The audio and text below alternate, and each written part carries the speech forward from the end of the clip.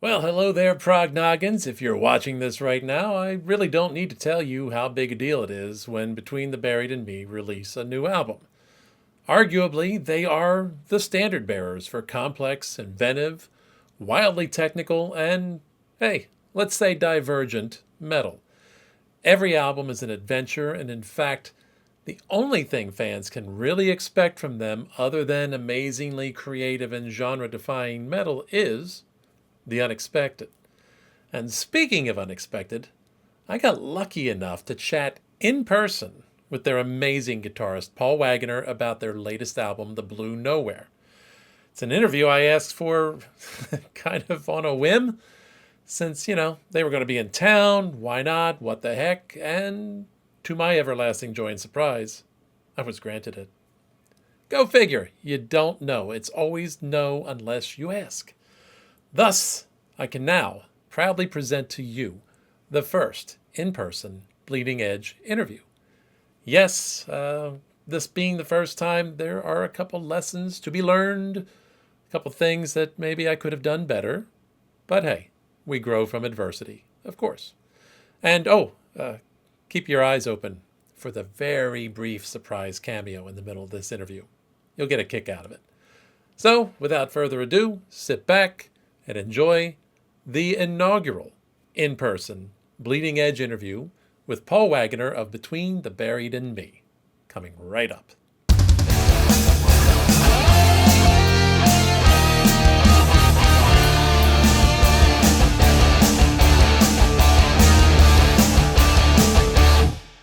Paul, thank you so much for joining me. I really My appreciate pleasure. your time.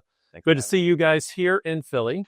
Great to be here. And I don't know how frustrating you guys to have it scheduled on Football Sunday. I know, but No, it's actually kind of comforting to have it show date. Like when it's like something to do beforehand. yeah, there you go. Keep track of football and stuff. Yeah.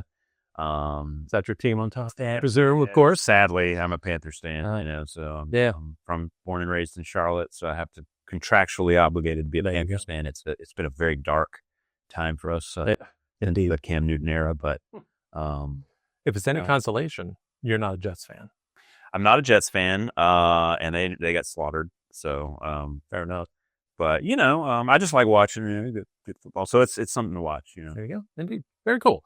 So let's talk about, of course, the new album, Blue Nowhere. Very cool title. I love the artwork. Thank you. And this album sort of has some bit of changes accompanying with it. You're on a new label. You guys are down to a 4-piece for the first time in quite some time, or if not ever. Yeah, I kind of thought so. So how did those changes, how did those adaptations impact the making of the album for you guys? I'm not sure there was too much of an impact as far as the writing process. I think we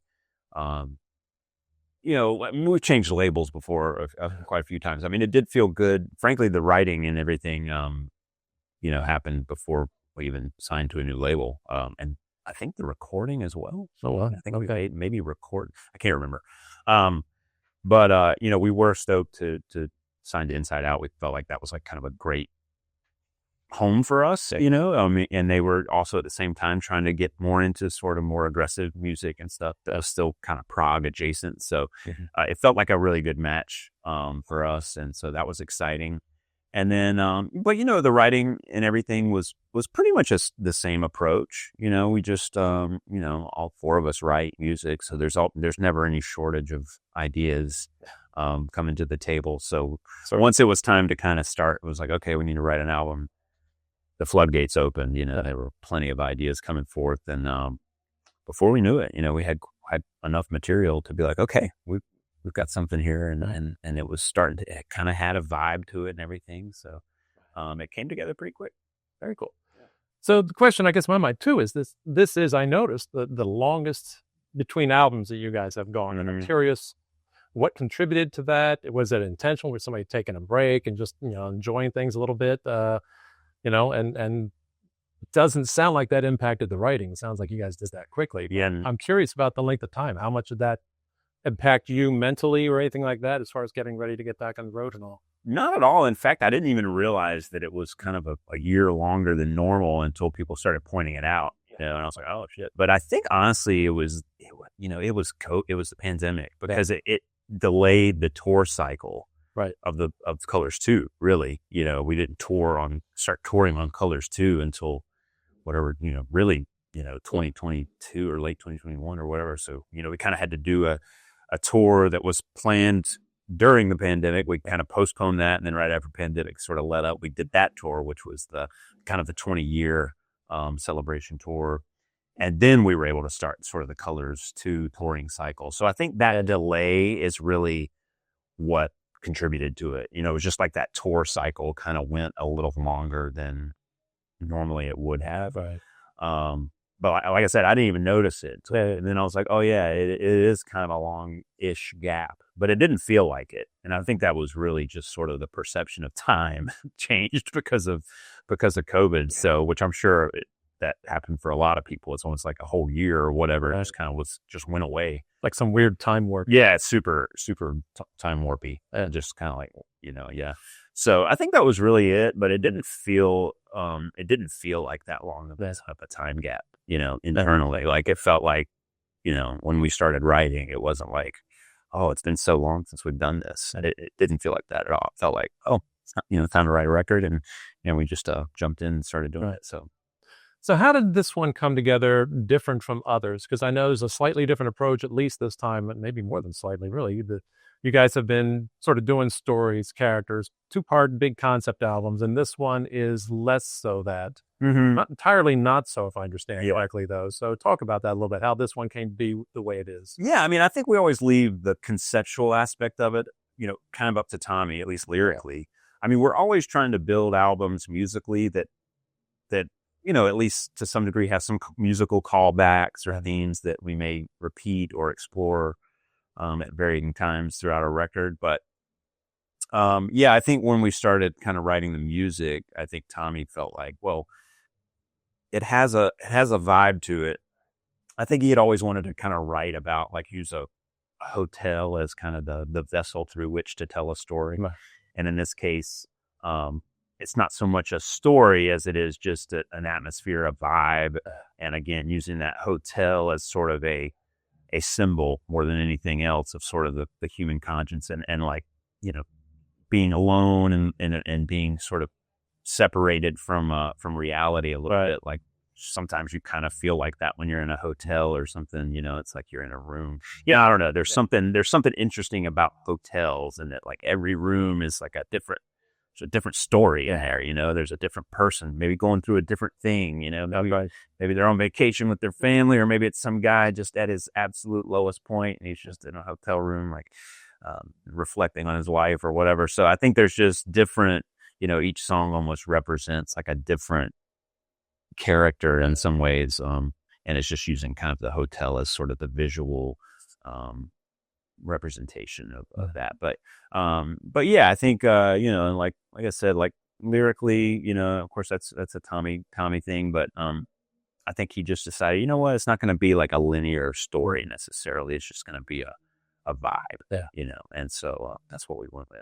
And I think the music is kind of like that too, Yeah, it really does. Each song's kind of got a thing, but then you guys also have a tendency to sort of switch stuff up mid-song. There's some really cool change-ups that happen when all of a sudden you're metal, then you're like country-tinged Bouvier, then like you're George Gershwin. Suddenly I understand Dan got a big thing for him or all that. Yeah. So all kinds of interesting things that come out of that. And compositionally, how do you guys approach it? Because I understand right now you're largely doing the work remotely. Is that right? Yeah, we are. Is that an adaptation left over from COVID, or is that something you folks have done for a long time? And how does that work, pros and cons for you guys? Yeah, I think it had just evolved that way mostly as just a logistical thing. So guys live in different parts of the country or whatever, and people have families and stuff like that. It's just easier to do it remotely. And of course, with technology and stuff, very easy to just send ideas and stuff. So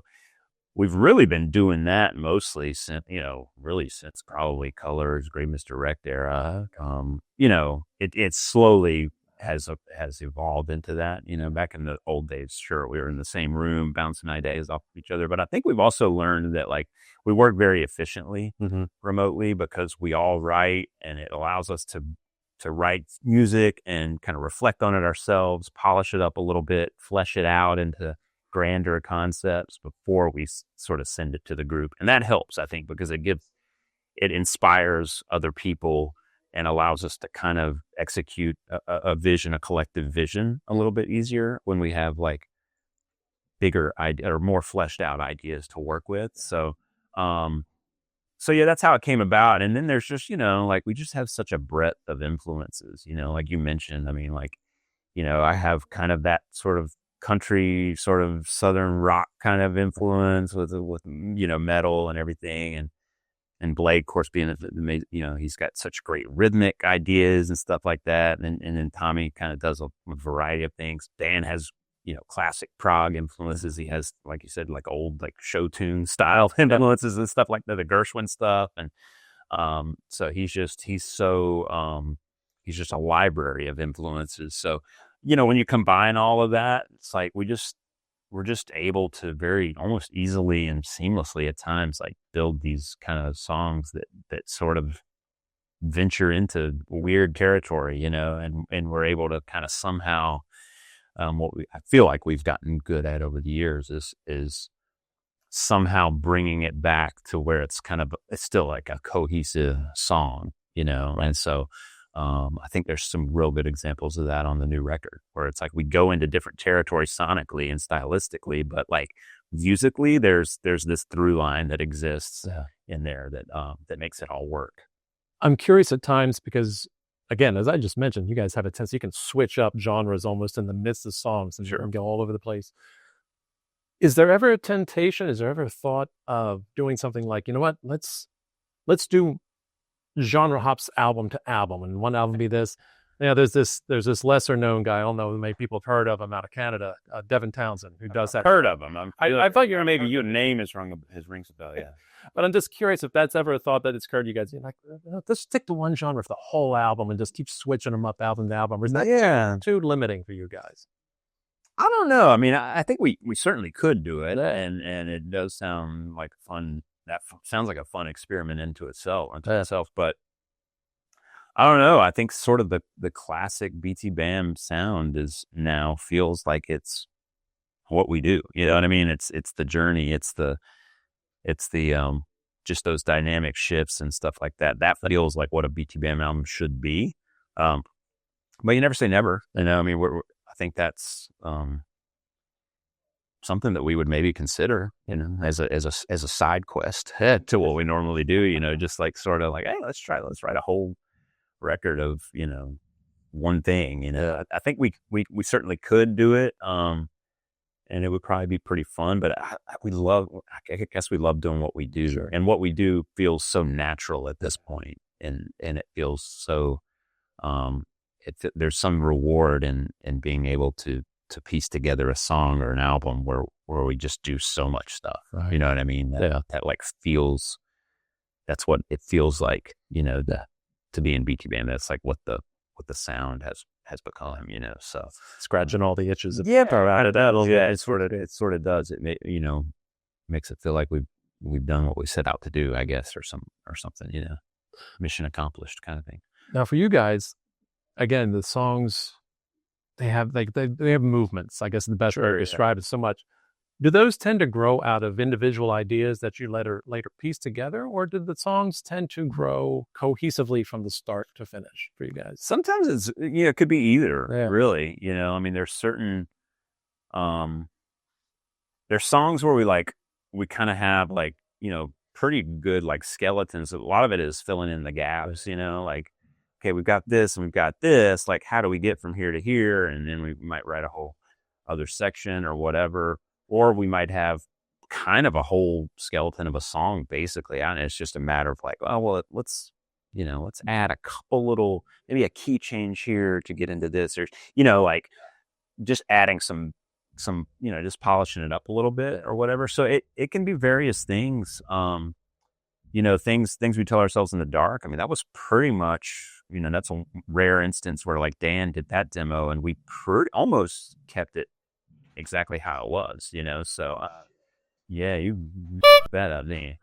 We did we did that, and that was like, we almost kept it the same. We just added added a little bit to the build up towards the end. But like, that's an example where we almost did exactly what the original demo was. Wow. But then there's other times where it's like, okay, I've got an idea that is just an intro riff. And it's like, well, we got to figure out where to go and where to build from there. So it can happen in a variety of ways, but it's somehow, I think the magic of it is that somehow there's always something. We rarely have to say like, man, I don't know what to do with that. We're going to have to put it to the side. Almost always and invariably, like, we're able to either somebody else has something that kind of works with your idea, you know what I mean? Or it quickly inspires something and we're able to add to it or build upon it or whatever. So, I think that's just sort of, that's sort of that kind of, it's almost hard to put words to it. Just like, I think we've been playing together for so long and there's that synergy there that just, something always works out, naturally. It happens naturally.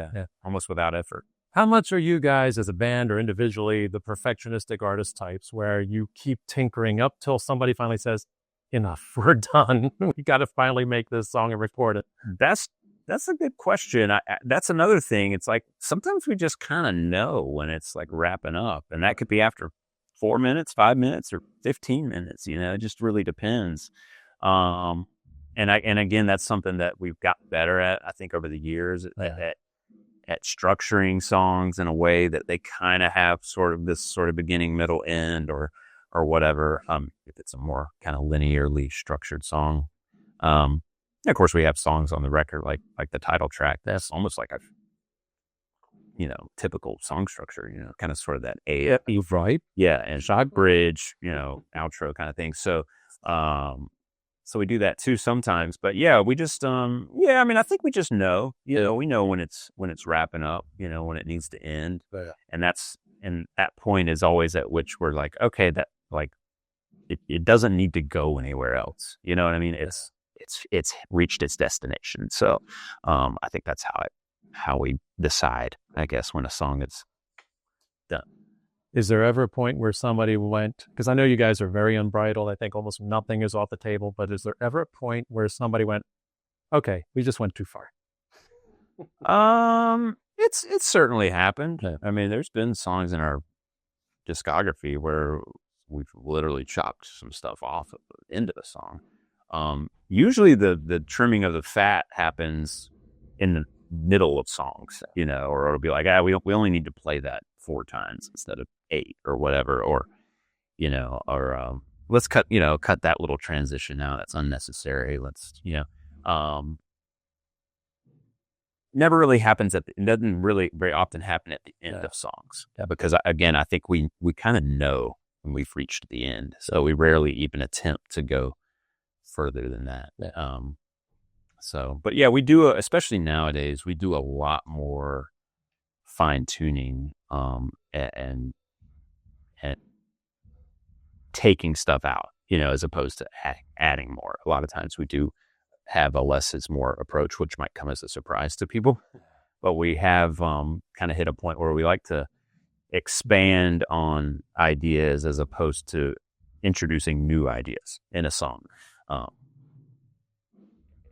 To give it length or to give it dynamics, which again might come as a surprise to people because they probably just think it's just this onslaught of riffs and ideas. But no, actually, if you kind of get into the weeds of the song and analyze it, sometimes it's actually, you'll hear like ideas be recycled in some ways with variations in sounds, instrumentation, little tweaks here and there. So we do, believe it or not, nowadays have kind of a less is more approach.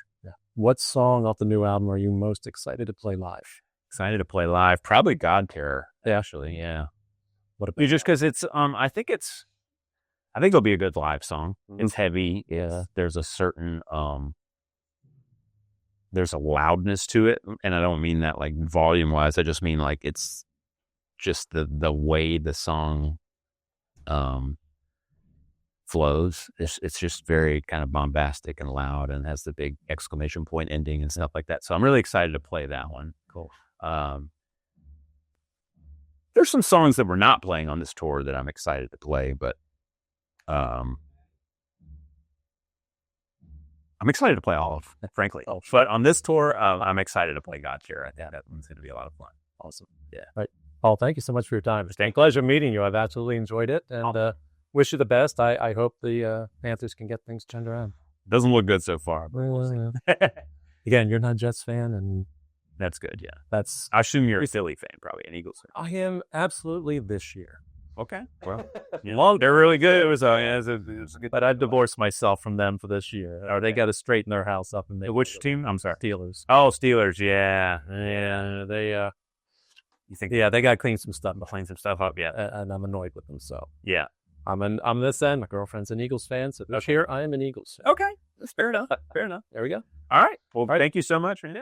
Once again, I want to send out my thanks to Paul for a great chat and for not balking at being put into a tiny room with a light in his face while I interrogated him. Really felt like we were acting out a scene from some great crime drama of some sort. But whatever. You were great, Paul. I appreciate it. Meanwhile, The Blue Nowhere is out now and getting rather rave reviews from what I've seen, which means BTBAM is doing exactly what they've always done. Make compelling progressive metal. And my thanks to all of you watching. If you enjoyed this and you want to see more, well, you know the drill. Finally, I leave you with the usual reminder to never fear to deviate from the norm, and as always, keep it proggy.